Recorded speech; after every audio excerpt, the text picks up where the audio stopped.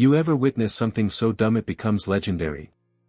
That's what happened on a sleepy Tuesday morning in our neighborhood when HOA Karen did the unthinkable. She physically assaulted a federal mailman in broad daylight, all over a letter she thought was meant for me. Our community, nestled behind high-dollar fences and bloated HOA rules, had always tolerated Karen's passive-aggressive notes and clipboard patrols, but nobody ever thought she'd snap.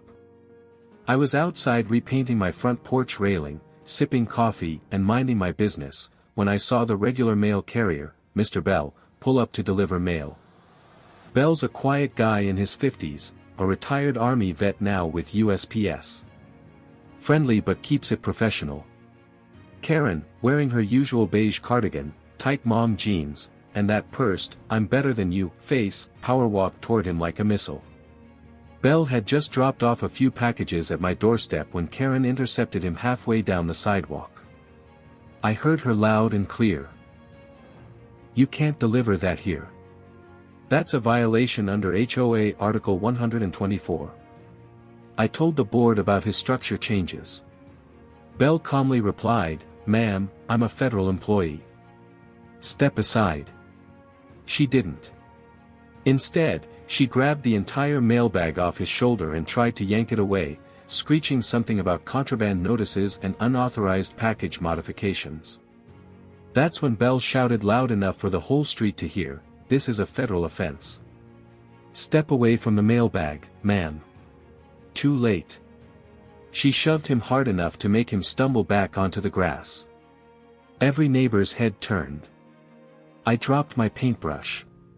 Even Grandpa, who was napping in a lawn chair, jolted awake. Bell straightened up, pulled out his phone, and said, "This is now a federal obstruction case. I've got it on body cam, too." Karen froze. It was like a switch flipped.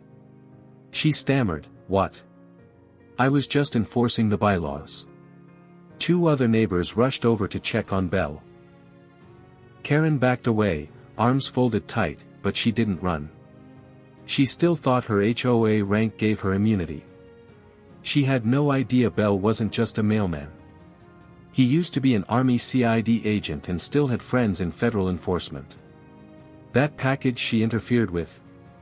It was official documentation from a federal housing commission. By the end of the hour, the feds were already being looped in. And Karen? She had no clue what was about to hit her. Within 2 hours of Karen laying hands on that mailbag, the entire vibe of the neighborhood had flipped. Mr. Bell, calm and collected, filed the initial federal interference report from his mail truck. Turns out, his bag had a built-in body cam stitched under the flap, a recent USPS measure after a string of mail carrier assaults across the country. He had everything on tape, Karen grabbing the bag, shoving him, shouting about HOA power. Ironclad evidence. I was on my porch as two blacked-out government SUVs rolled in. Not sirens blazing, but with the kind of quiet intensity that made neighbors peek through blinds. This wasn't local PD. This was the Office of Inspector General tied to the Postal Service, and they don't make house calls for fun. They approached Karen's house like clockwork. Two men in plain clothes, sharp but calm, walked straight up to her freshly power-washed porch. One had a tablet. The other wore mirrored sunglasses and clipped an ID badge to his belt. Karen opened the door a crack, peeking through like she didn't know what this was about. The taller agent raised his voice just enough. "Ma'am, are you Karen Ellsworth? We need to speak to you about an assault involving a federal mail carrier." She blinked, then slammed the door shut hard. They knocked again. No answer. The entire street was on pause. Someone across the cul-de-sac started filming discreetly through their blinds. It was the kind of scene that makes the neighborhood group chat go nuclear. Meanwhile, I spotted Grandpa slowly walking up from the side path with a thermos in one hand, completely unbothered. "Told you," he muttered to me. That woman was going to mess with the wrong one eventually. The agents didn't waste time.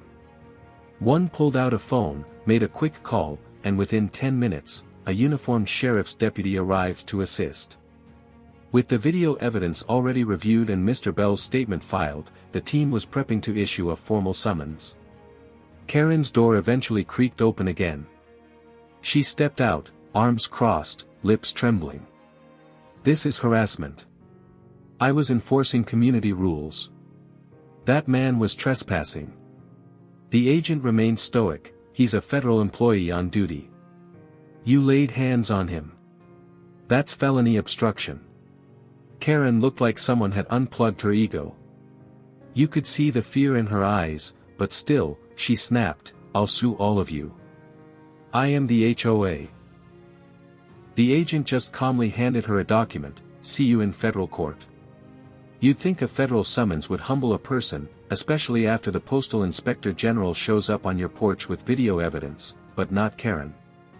No, she came back the next day with a clipboard, an attitude, and a wild agenda. She marched through the cul-de-sac like a general inspecting troops, trying to collect signatures to remove dangerous delivery personnel from the premises. Her pitch: that Mr. Bell was mentally unstable, had snapped, and staged the assault.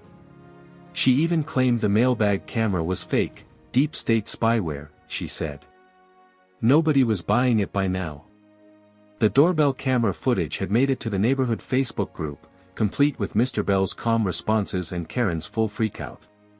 My wife posted it after someone sent it anonymously. The video was like wildfire. Comments poured in, "She assaulted a federal worker. What if that had been my daughter delivering packages? We're all on the hook if the feds start auditing our HOA because of her." Karen didn't just double down, she went nuclear. She called an emergency HOA board meeting in her own driveway. Only 3 people showed up, and 2 were her wine club friends.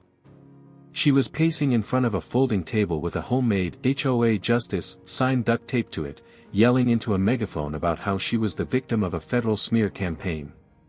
Meanwhile, Mr. Bell returned to his route. This time, he had a federal escort. A plainclothed agent in a dusty tan jacket trailed 10 steps behind him as he moved house to house.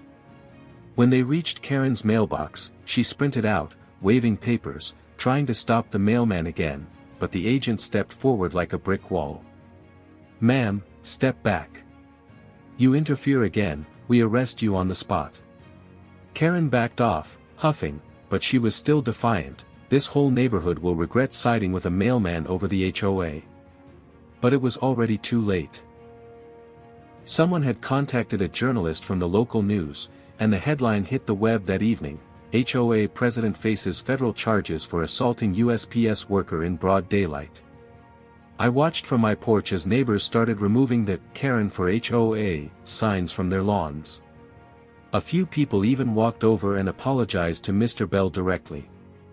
Grandpa grinned, sitting in his lawn chair. Give someone a clipboard and a title, and they forget real laws are still bigger than HOA nonsense.